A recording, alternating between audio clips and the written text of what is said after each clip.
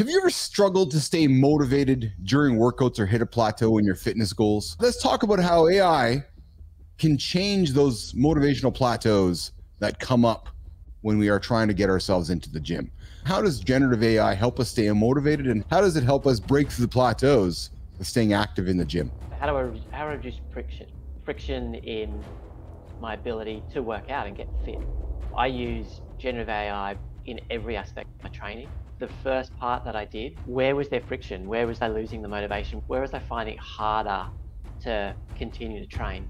The first thing that I did was have conversations with the likes of the ChatGPTs, Claudes, just talking through what my goals are and where I'm struggling. I'm using it as my coach. It helps me plan for events, but if I don't have a goal, I'm just turning the wheels over on the bike.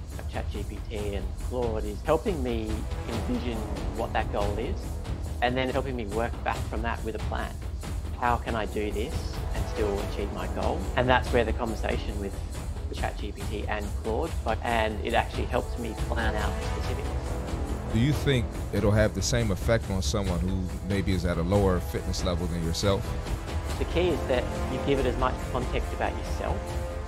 The more context you can give it, the better quality output you can get. It's about the individual to articulate their goal.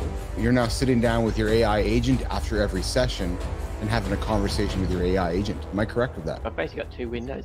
One that's giving me my program, and I've got another one that gives me my nutrition tips.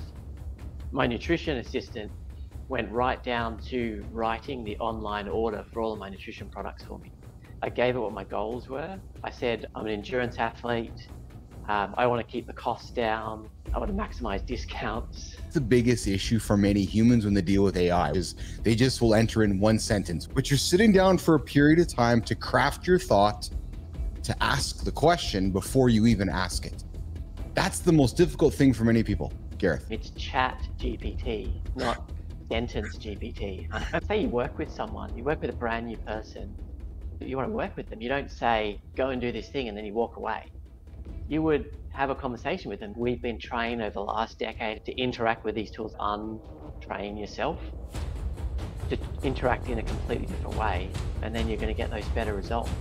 It's the questions you ask that's going to help you unlock that infinite expertise. Are you basically saying treat the ChatGPT or any AI tool like the human pretty much? Yeah, have that conversation. Give it feedback. So giving feedback when it's delivering good outcomes to not so good outcomes. What about those that would argue on the contrarian side? You're giving all this private stuff, you're becoming too dependent on the technology, there's all this potential for misuse. How do you address those conversations? I'm not going to sugarcoat it. The models do hallucinate. But the problem is when they hallucinate, they sound really convincing. Hallucinations, very much, they're there. But how do you use it to augment yourself? It should never be a cut and paste. It should be, that's a great suggestion. How might I build on that? But it's not quite there yet, so I'll add my human touch to it.